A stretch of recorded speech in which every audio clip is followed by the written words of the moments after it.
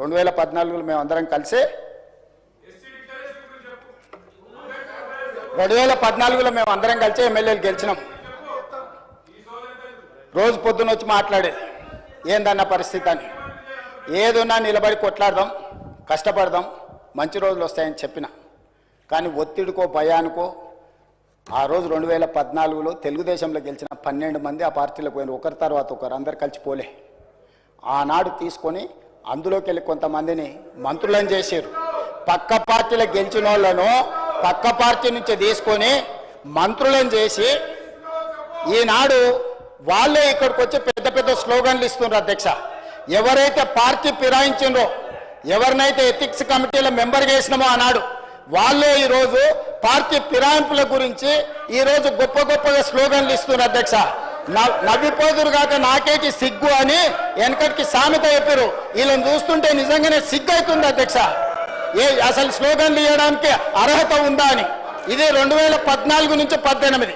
2018 తర్వాత కాంగ్రెస్ పార్టీలో గెలిచిన ఎమ్మెల్యేలను తీసుకొని మంత్రులను చేస్తే ఆ మంత్రులే సీతక్కను అవమానించే విధంగా మాట్లాడుతున్నారు. అధ్యక్ష, అసలు ఏ మాత్రం ఒక్క క్షణం ఆలోచన చేసినా, ఒక్క క్షణం వాళ్ళు కళ్ళు మూసుకొని గతాన్ని తలుచుకుంటే తల వంచుకొని సభలో నుంచి నడుచుకుంటూ బయటకు వెళ్ళాలి. అధ్యక్ష, అట్లాంటి మీరు ఇట్లాంటి దుష్ట సాంప్రదాయానికి, ఇట్లాంటి దుర్మార్గమైన విధానానికి పునాదులేసిందే మీరే జాతి పితామహులు. ఇట్లాంటి దుర్మార్గమైన సంస్కృతికి మీరు వచ్చి ఊకదంపుడు ఉపన్యాసాలు, నీతిమంతులు, జాతిమంతులు, ఈ దేశాన్ని రాష్ట్రాన్ని ఉద్ధరించనిక పుట్టిన మహాత్ములు, మేము జాతి పితలమని ఇంతింత పొడుగు వాళ్ళే సర్టిఫికెట్లు ఇచ్చుకుంటారు. వాళ్ళ వ్యవస్థ ఎట్లుందంటే ఆ ఇద్దరు బాబామర్దుల్ని నా ఈపు నువ్వు గోకు జరిసేపు, నేను గోకుతా జరిసేపు అన్నట్టు ఉంది. అధ్యక్ష, వాళ్ళ ఈపులు వాళ్ళు గోక్కొని, బాబామర్దులు ఒకరిపు ఒకరు గోక్కొని వాళ్ళిద్దరు సమ్మగా ఉందని అనుకుంటారు. పాపం వీళ్ళ అమాయకులు వాళ్ళు సమ్మగా ఉంటే వీళ్ళు చప్పట్లు కొడుతున్నారు. వీళ్ళ అమాయకత్వం చూసి నాకు ఏం చెప్పాలో అర్థమైతే లేదు.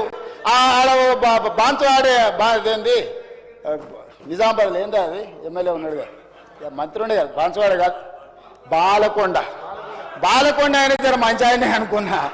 కానీ ఆయన కూడా ఇట్లా తయారైండు. అంతకుముందు కొంచెం ఏదైనా ఉంటే ఉన్నది ఉన్నట్టు మాట్లాడేటోడు. బాలకొండ ఆయన కూడా వాళ్ళతో చేరి సపోర్ట్లు కొడుతున్నాడు. ఎట్లా అధ్యక్ష? వాళ్ళ కుటుంబంకి కొంచెం గౌరవం ఉంది అధ్యక్ష జిల్లాలో. నాకు తెలుసు వాళ్ళ కుటుంబం గురించి. గౌరవప్రదమైన కుటుంబం నుంచి వచ్చిన మీరు కూడా ఇట్లా తయారైతే సమాజంలో మన కుటుంబాలకు ఉన్న గౌరవం కూడా పోతుంది.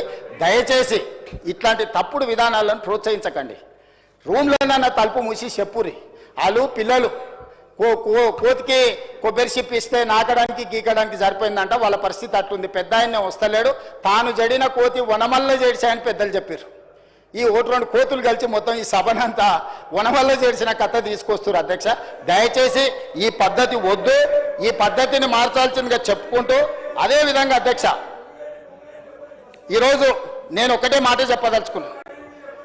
పొంగులేటి శ్రీనివాసరెడ్డి గారైనా, రేవంత్ రెడ్డి గారి కుటుంబమైనా, ఇందులో ఎవ్వరున్నా ఈరోజు సిబిసిఐడి ముందర మీరు ఆధారాలు పెట్టండి.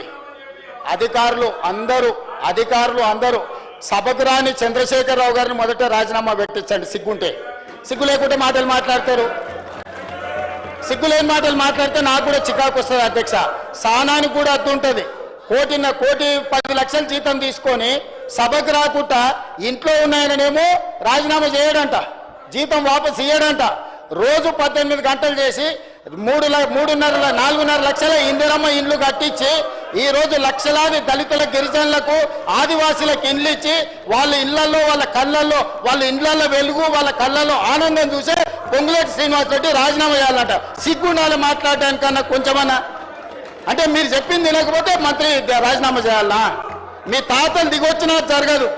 మీరు అనుకుంటారో మీరేదో అరుస్తే గోల పెడితే వింటారని. మీ సంగతి అంతా తెలుసు. మేనమావకు చెప్పినట్టు ఉంది పుట్టింటి గొప్పలు. గురువింద కింద ఎంత నల్లగా ఉందో తెలియదు. వాళ్ళ కింద ఎంత నల్లగా ఉందో నాకు తెలుసు. నేను మొత్తం చూసి వచ్చినాను అధ్యక్ష. ఇక నేను ఎక్కువ చెప్తే బాగుండదు, చిట్టా ఇస్తే అసలు బాగుండదు. ఒకటే అధ్యక్ష, ఈరోజు నేను ఒక మాట చెప్పదలుచుకున్నా. రాజకీయంగా, ప్రతిపక్షంగా వాళ్ళ అంశాలు లేవనెత్తడం, నిరసనలు తెలపడం, ధర్నా చేయడం, వాళ్ళు ఈ రకంగా ఏ డిమాండ్ చేసినా ఒక్క నిమిషం కేటీఆర్ గారు దయచేసి వినండి, ఇది వినాల్సిన సందర్భం, దయచేసి ప్లీజ్.